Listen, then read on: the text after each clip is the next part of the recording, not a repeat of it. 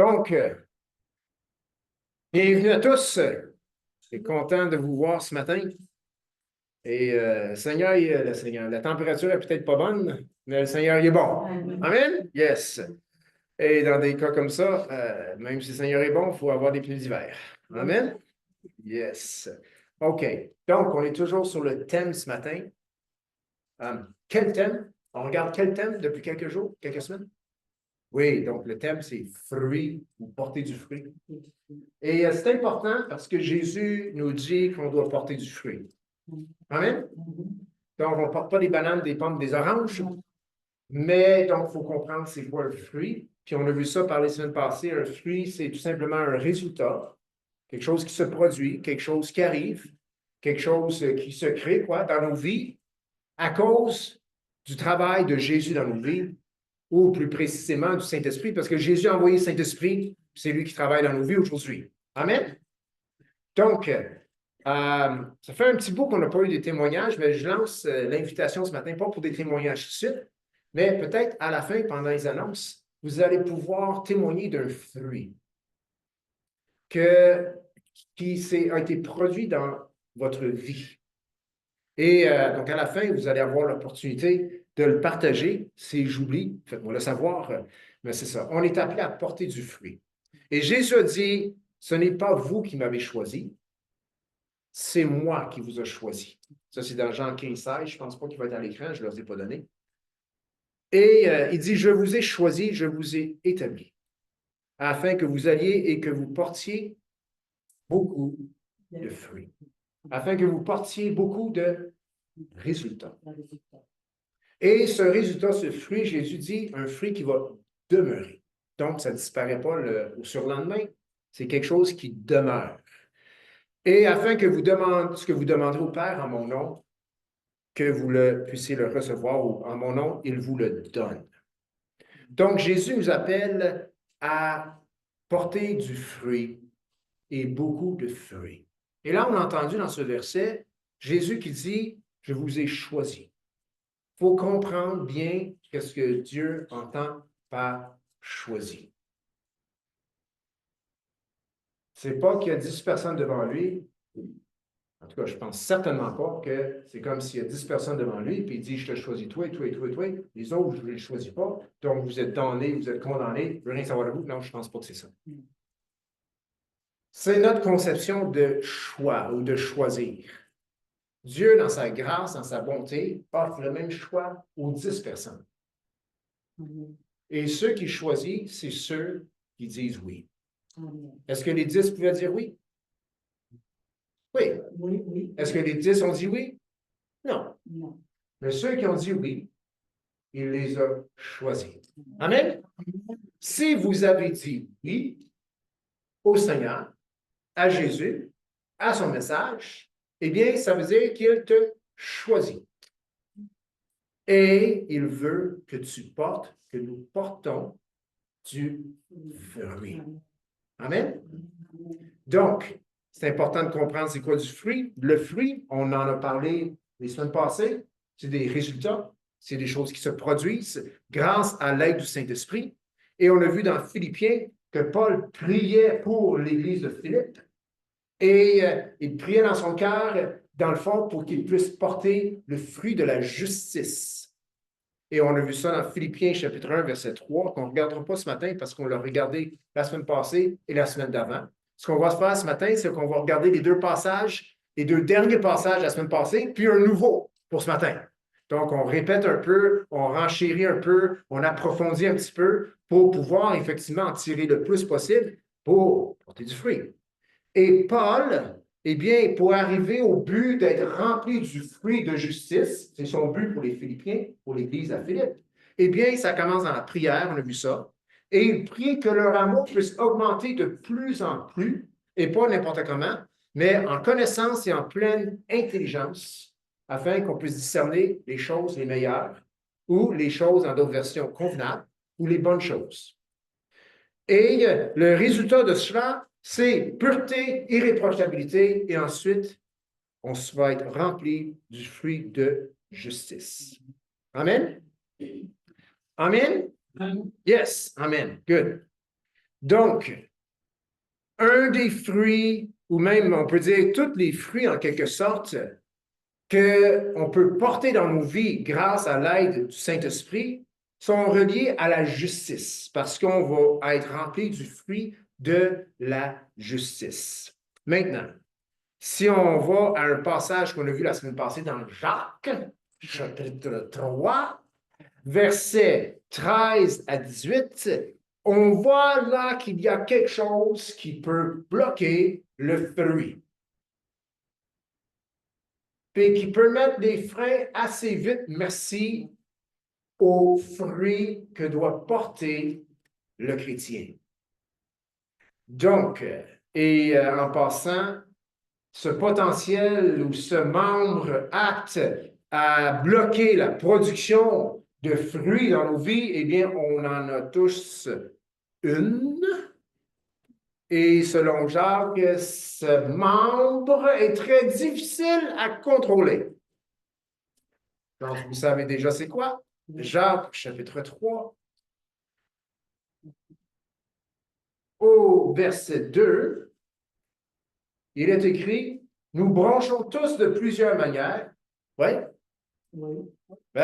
Bon, good. Quelques-uns ici branchent de plusieurs manières. Pas tout le monde. Mais non, tout le monde. Amen? Allez, allez, allez. Si quelqu'un ne bronche pas point en parole, c'est un homme parfait, capable de tenir tout son corps en bride. Et le passage parle de la langue.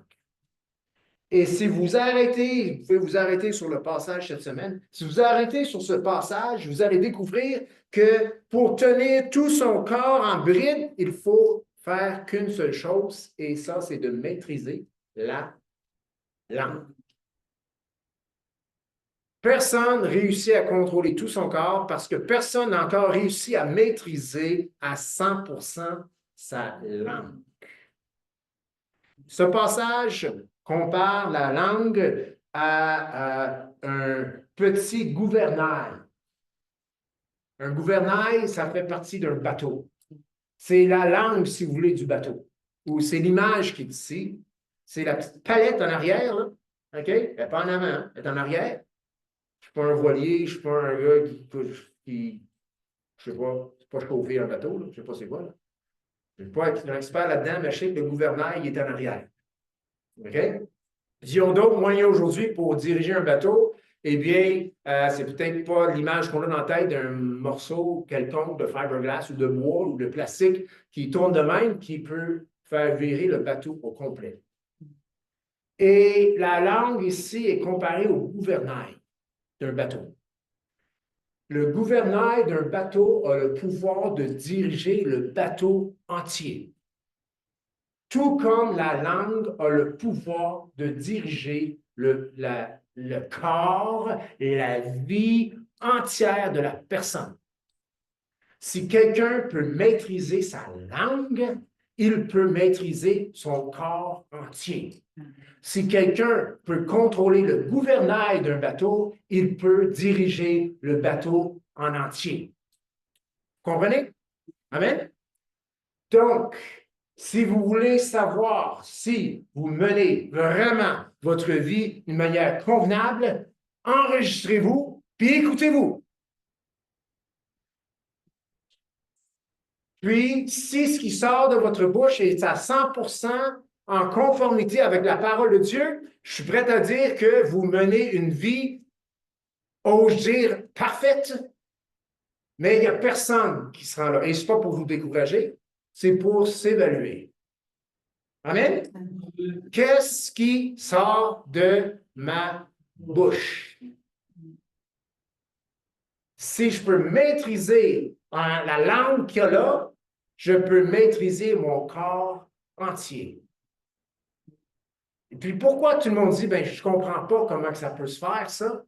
C'est parce que ça se peut-tu que personne n'a réussi encore à le faire? Personne ne peut parler par expérience. Mais Jacques nous dit que si on maîtrise la langue, on maîtrise le corps entier. Si on maîtrise le gouvernail, on maîtrise le bateau entier. De même, verset 5, la langue est un petit membre et elle se vante de grandes choses. Nous, on ne se vante de rien. C'est juste les autres. Amen, amen, yes. Voici comme un petit feu peut embraser une grande forêt. C'est-à-dire, une petite chose que peut dire la langue peut mettre le feu partout. Comme une petite flemèche dans la forêt qui est sec, sec, sec, plein de branchailles parce que ce n'est pas entretenu et le feu pogne. La langue aussi est un feu, c'est le monde de l'iniquité. La langue est passée parmi nos membres, souillant tout le corps et enflammant le cours de la vie, étant elle-même enflammée de la géhenne. Puis là, il parle des animaux. Saviez-vous que les animaux pêchent moins que nous autres? Ah, on appelle ça des instincts.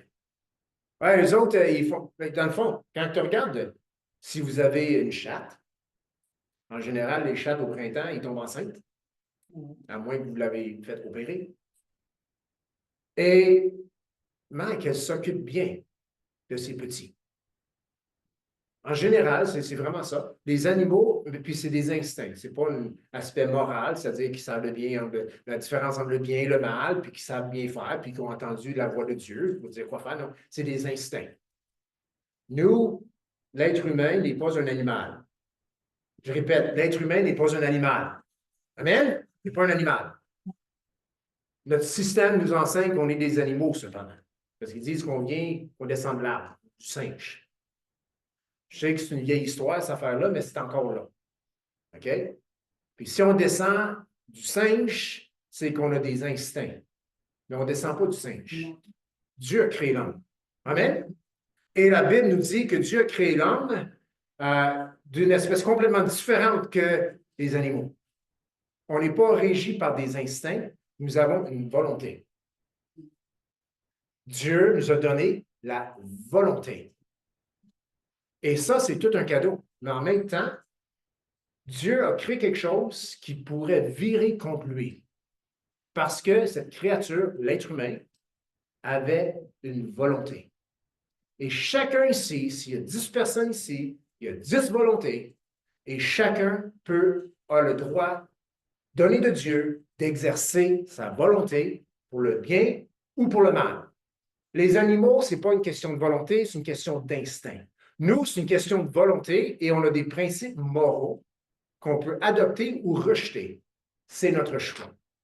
Et Dieu nous demande de les adopter, ces principes.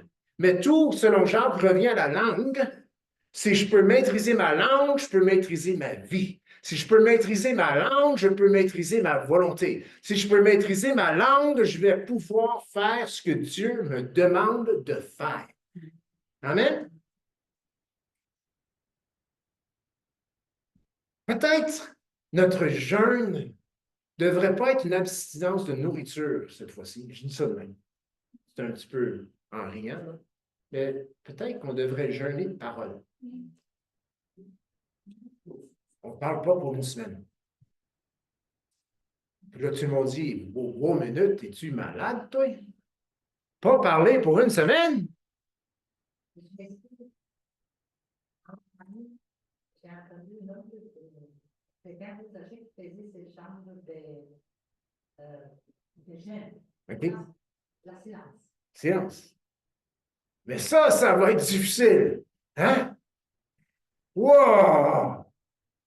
Ou peut-être qu'on pourrait aller un jeûne de toute parole négative. Wow. Je ne dis rien de négatif pour 7 jours. Je fais rien qu'encourager pour 7 jours. Ouf. Maintenant, la langue, elle goûte aussi les choses. Hein? C'est là qu'on a des papilles gustatives. Si on dit juste des encouragements, ça ne veut pas dire qu'on peut manger des chips pour 7 jours. Hein? Ou se faire du garocher ailleurs. Non, non, non. Non, mais imaginez, juste dire des choses positives, de l'encouragement pour 7 jours. Wow. Je le laisse à vous. Ou même, Oui, plus fort que ça, vas-y. dire juste ce que Dieu dit de nous dans sa parole. Ou dire juste ce que Dieu dit de nous dans sa parole. Et on a matière à réflexion. Jacques parle de la langue. Tout cela pour arriver à la conclusion, OK, que la langue détermine le fruit. Et on est appelé à porter du fruit. Au verset 17 de Jean 3, la sagesse d'en haut est premièrement pure, pacifique, modérée, conciliante, pleine de miséricorde et de bons fruits.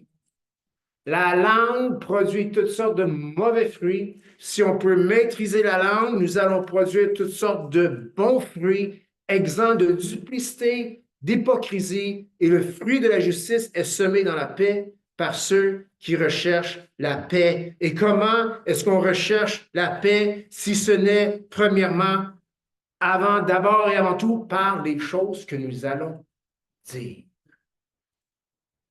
La langue. La langue, Jacques dit, elle est très contradictoire. C'est pas pour rien qu'il dit la sagesse doit être exempte d'hypocrisie, de duplicité. Parce que plutôt, il compare la langue à une source d'eau douce qui produit aussi de l'eau amère. Il dit, tu ne trouves pas ça dans la nature. Une source d'eau douce, demain, tu vas aller la voir, c'est une source d'eau douce. Il n'y a pas une switch quelque part, je veux de l'eau douce, puis on vire la switch, je veux de l'eau amère. Non, non, non. Ça ne sort pas de la même source. Puis la raison qu'il dit ça, il dit, si c'est ça dans la nature, pourquoi est-ce qu'il y a des bonnes choses et des mauvaises choses qui sortent de la même bouche? Ça n'a aucun sens. Ça n'a aucun sens.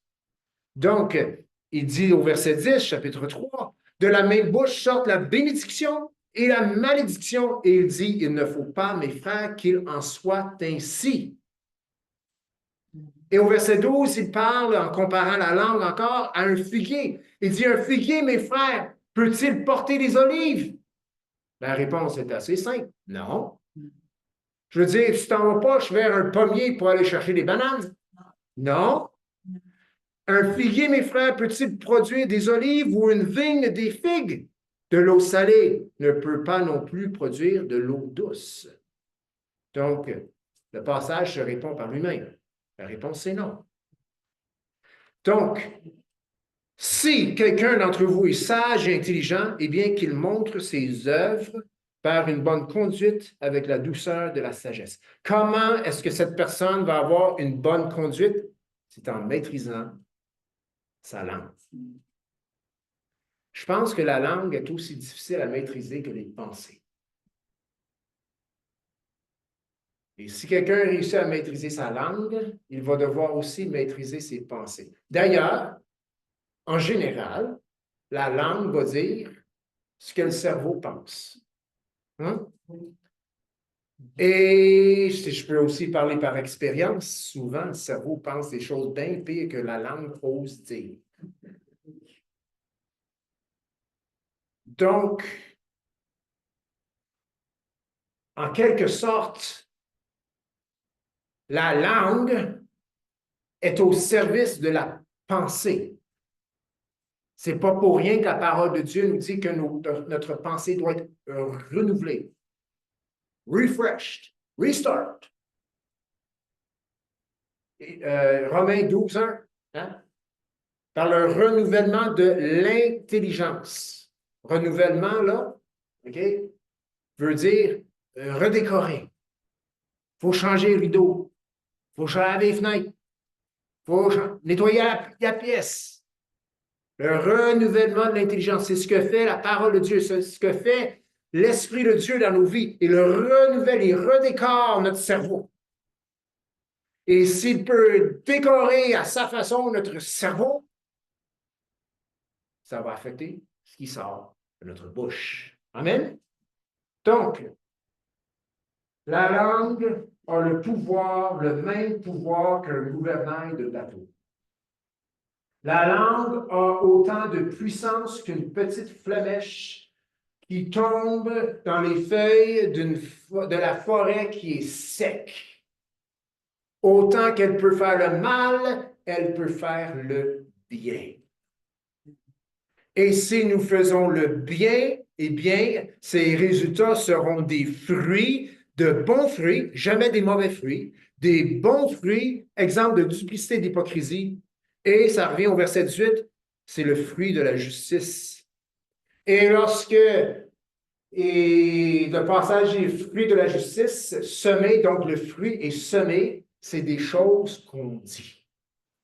C'est des choses que nous faisons qui affectent la vie des gens et c'est semé dans la paix par des gens qui recherchent la paix. Et en trouvant et en recherchant la paix, nous la trouvons et la seule façon qu'on va véritablement le trouver, c'est en maîtrisant notre langue. Donc, j'accueille cette idée de dire que des choses bonnes, que seulement ce que la parole de Dieu dit sur nous.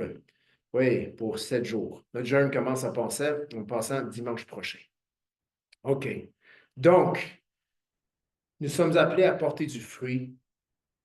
Et le bon fruit, le fruit de la justice, est un résultat direct de maîtrise de la langue. Intéressant, le mot maîtrise ici. On voit ça dans Galates 5, 22. La maîtrise de soi.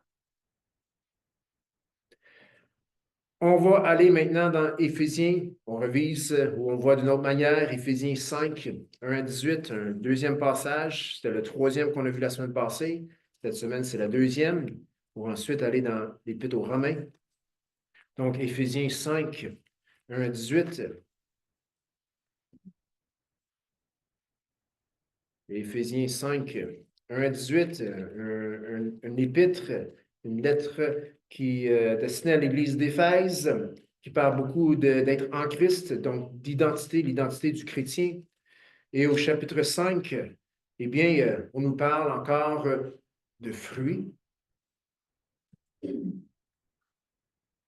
Verset 1, « Devenez donc les imitateurs de Dieu comme des enfants bien-aimés, et marchez dans la charité à l'exemple de Christ, qui nous a livrés et qui s'est livré lui-même à Dieu pour nous comme une offrande et un sacrifice de bonne odeur. Que l'impudicité, qu'aucune espèce d'impureté et que la cupidité ne soit même pas nommée. Comment est-ce qu'on nomme les choses? D'habitude, c'est en les disant, c'est avec la langue. Ne soit même pas nommé parmi vous, ainsi qu'il convient à des saints. Qu'on n'entende ni paroles déshonnêtes, ni propos insensés, ni plaisanteries, choses qui sont contraires à la bien. Il précise, hein, parce qu'il y a des plaisanteries qui sont bienséantes. Amen? Ça ne veut pas dire qu'on ne peut pas dire des farces à l'Église. Juste pour vous dire, on a le droit de rire. Amen? Tout le monde, rions. Ah, yes. OK. On a le droit de rire. Dans le fond, un des fruits de l'esprit, c'est la joie. Nous sommes très joyeux. Mais il faut rester sérieux tout le temps, parce qu'on ne peut pas dire des farces à l'Église. Ni de plaisanterie, c'est-à-dire choses qui sont contraires à la bienséance. On entend plutôt des actions de grâce. C'est toutes des choses qu'on entend. C'est toutes des choses qui sortent de la bouche.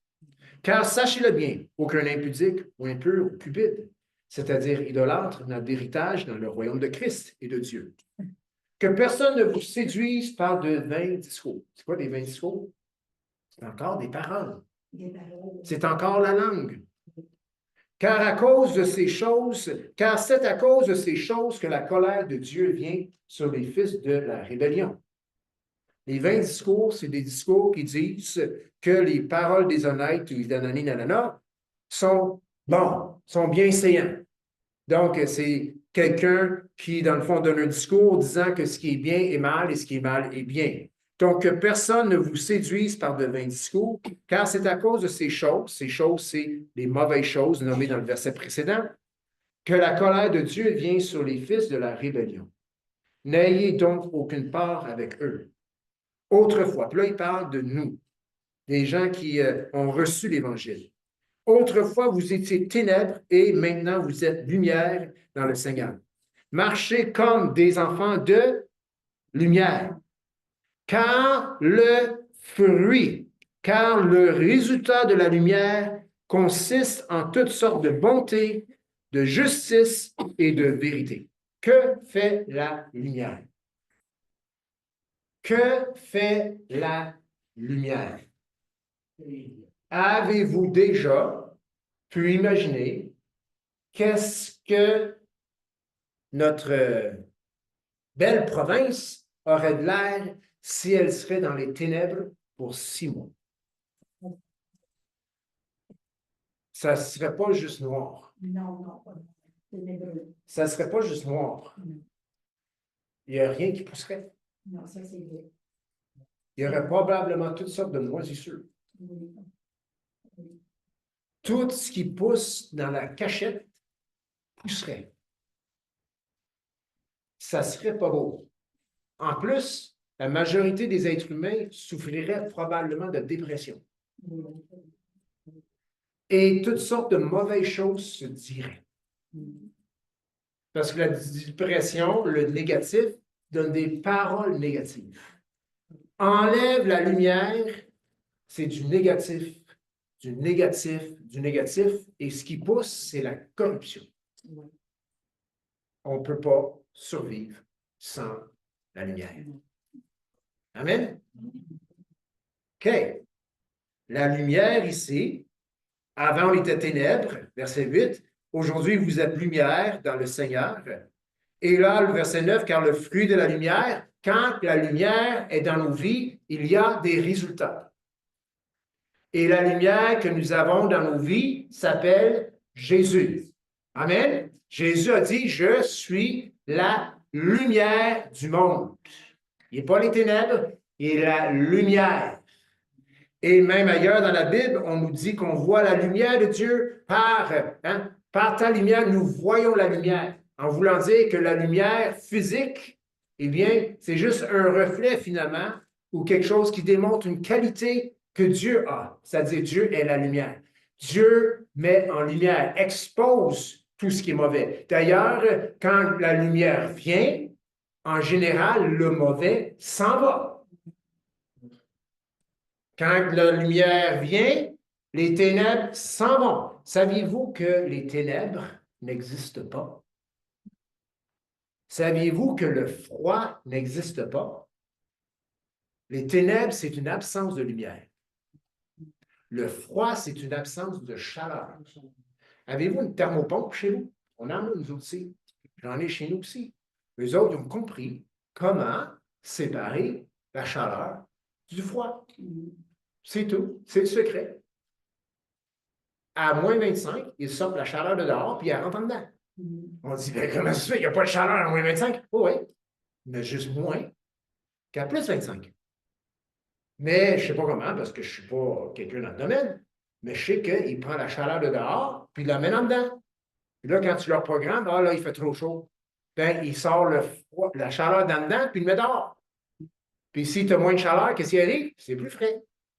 C'est juste une histoire de où est-ce qu'on met la chaleur. C'est tout. La chaleur ou le froid, c'est une absence de chaleur. Et pour qu'il y ait zéro chaleur, ils mettent ça en degrés Kelvin, je ne sais pas pourquoi. C'est moins 270, je pense.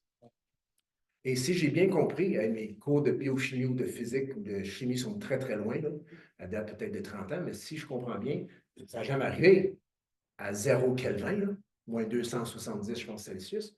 Ça n'a jamais arrivé, mais je pense, rendu là, l'air est gelé. C'est du solide. Plus personne ne bouge. Mais nous, on va arrêter de bouger bien avant ça, hein? Parce qu'il va faire bien fret. Mais c'est impossible qu'il y ait une absence complète de chaleur. C'est impossible qu'il y ait une absence complète de lumière. Pourquoi? Dieu existe. Amen. Mais la lumière est venue dans nos vies. Et c'est écrit au verset 14, au verset 13, mais tout ce qui est condamné est manifesté par la lumière, car tout ce qui est manifesté est lumière. C'est pour cela qu'il est dit, réveille-toi, toi qui dors, relève-toi d'entre les morts et Christ t'éclairera. Christ nous a éclairés. Amen. Nous sommes des éclairés. Ça veut dire que la lumière est venue dans nos vies et on voit plus clair. Amen. Donc, quand la lumière brille dans nos vies, cela produit des fruits qui, eux, sont produits à cause de la présence de la lumière. Il n'y a pas de cochonnerie, il n'y a pas de mauvaises choses qui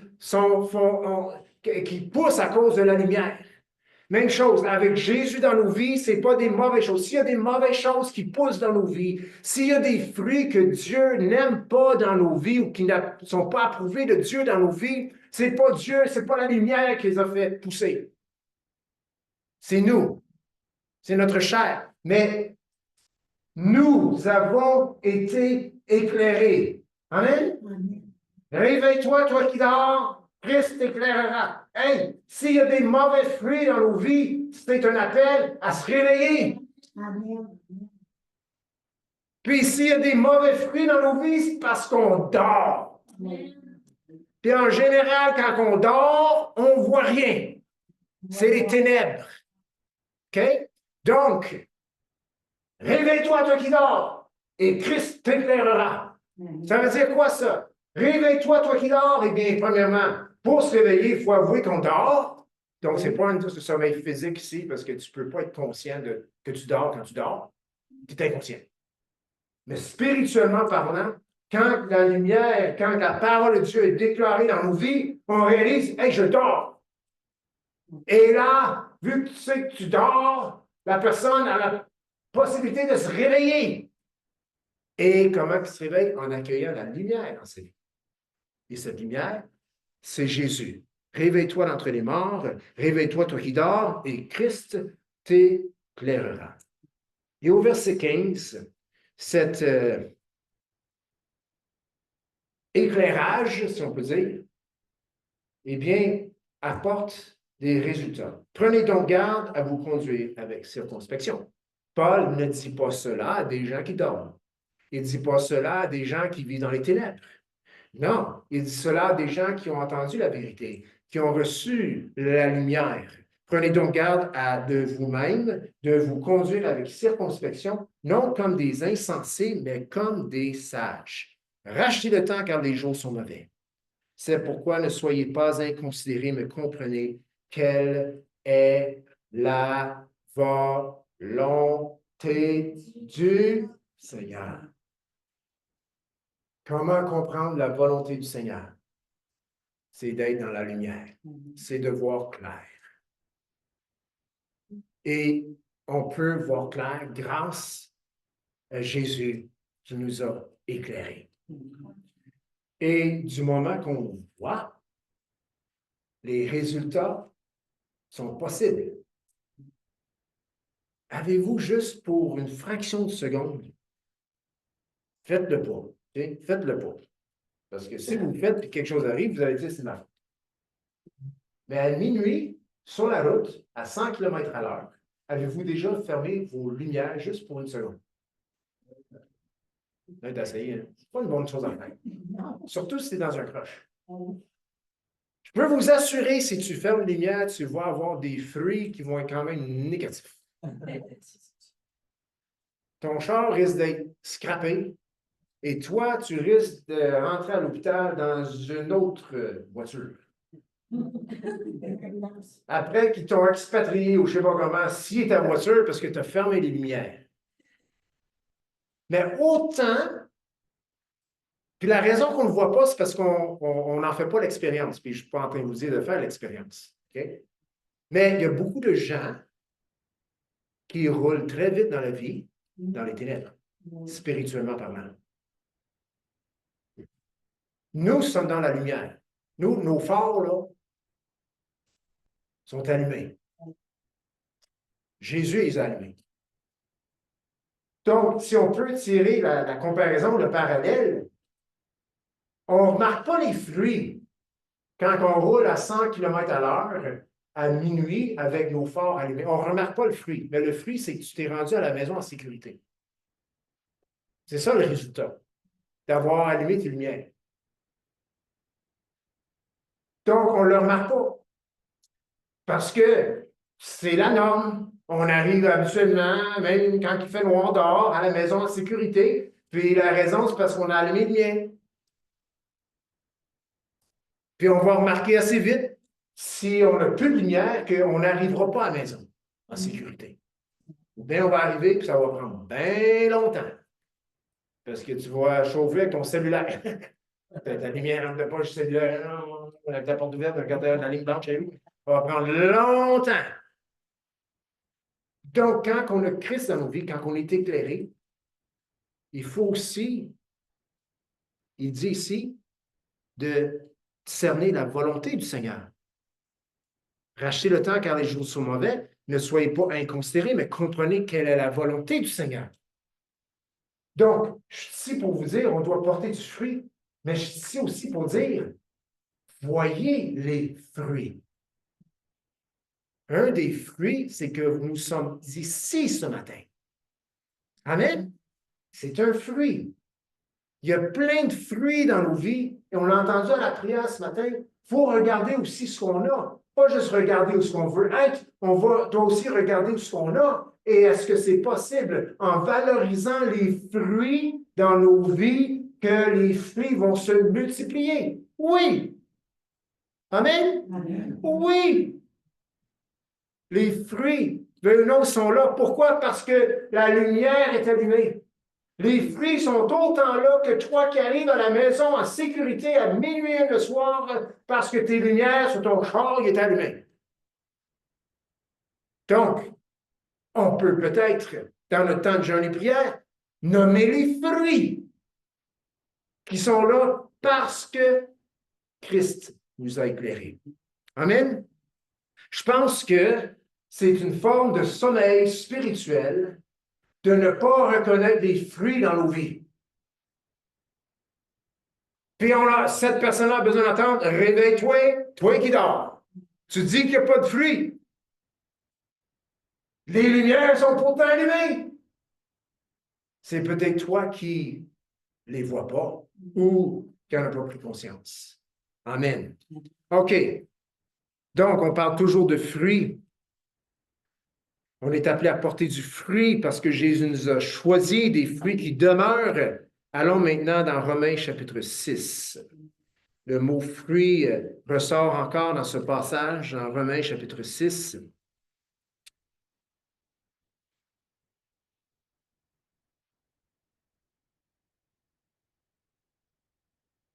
Moins long comme passage, versets 15 à 23. Romains 6, 15 à 23. Et c'est dans le contexte de personnes qui profitent de la grâce du Seigneur ou prennent la grâce du Seigneur en vain. C'est-à-dire qu'ils ont supposé reçu le cadeau de Dieu, la vie éternelle, puis ils mènent des vies tout croches. Ça, c'est prendre la grâce de Dieu en vain. Donc, c'est un peu dans ce contexte-là. Verset 15. Quoi donc? Pécherions-nous parce que nous sommes non sous la loi, mais sous la grâce? Paul dit, loin de là. Ne savez-vous pas qu'en vous livrant à quelqu'un comme esclave pour lui obéir, vous êtes esclave de celui à qui vous obéissez, soit du péché qui conduit à la mort, soit de l'obéissance qui conduit à la justice. Mais grâce soit rendue à Dieu de ce qu'après avoir été esclave du péché, vous avez obéi au cœur à la règle de doctrine dans laquelle vous avez été instruits. Ayant été affranchis du péché, vous êtes devenus esclaves de la justice. Je parle à la manière des hommes, à cause de la faiblesse de votre chair. De même donc que vous avez livré vos membres comme des esclaves à l'impureté et à l'iniquité, pour arriver à l'iniquité, ainsi maintenant livrez vos membres comme esclaves à la justice pour arriver à la sainteté. Car lorsque vous étiez esclaves du péché, vous étiez libres à l'égard de la justice. Quels fruits portiez-vous alors? Oh, mentionne fruits. Des fruits dont vous rougissez aujourd'hui. De quels résultats portiez-vous alors? Des résultats dont vous rougissez aujourd'hui. Car la fin de ces choses, c'est la mort. Mais maintenant, étant affranchis du péché et devenus esclaves de Dieu, vous avez pour résultat, pour fruit, la sainteté et pour fin, la vie éternelle. Car le salaire du péché, c'est la mort, mais le don gratuit de Dieu, c'est la vie éternelle en Jésus-Christ, notre Seigneur. OK. Donc, ce passage parle d'esclavage, parle d'être affranchi. Ce passage parle de justice. Ce passage parle de fruit, le fruit de la sainteté. C'est tous des mots qui sont revenus dans les dernières semaines, qui se retrouvent aussi dans ce passage. Il reste quelques minutes. On va juste s'arrêter sur deux petits mots pour ensuite finir dans Romains 8:15 et on va revenir sur le passage la semaine prochaine. Le verset 16, c'est écrit, ne savez-vous pas qu'en vous livrant à quelqu'un comme esclave pour lui obéir, vous êtes esclave de celui à qui vous obéissez? Je pense que c'est assez facile à comprendre. Esclave ici, c'est dans le sens de serviteur. Donc, quand, au verset 16, on s'est livré comme esclave, eh bien, c'est parce qu'on est devenu serviteur de ce mauvais maître. Et le mauvais maître veut qu'on porte de mauvais fruits. Le mauvais maître veut qu'on porte tous les fruits qu'on ne devrait même pas nommer parmi nous. Et donc, sous cette entente d'esclavage, et c'est même pas une entente, je retire ce mot, OK? On est en quelque sorte né esclave. OK? Adam, il a vendu son autorité dans le jardin d'Éden au diable. C'est là que la race humaine est devenue esclave. Donc, même le petit nouveau-né dans notre assemblée, il est né, veut ou non, dans l'esclavage. Il ne sait pas. Ses parents vont l'éclairer à ce sujet pour qu'il puisse être affranchi. Mais nous sommes tous nés, livrés au péché. La preuve, c'est que naturellement, on s'en va vers là si personne ne nous enseigne autre chose. Et si on ne fait pas exercice de volonté pour marcher comme un affranchi. Donc, cet esclave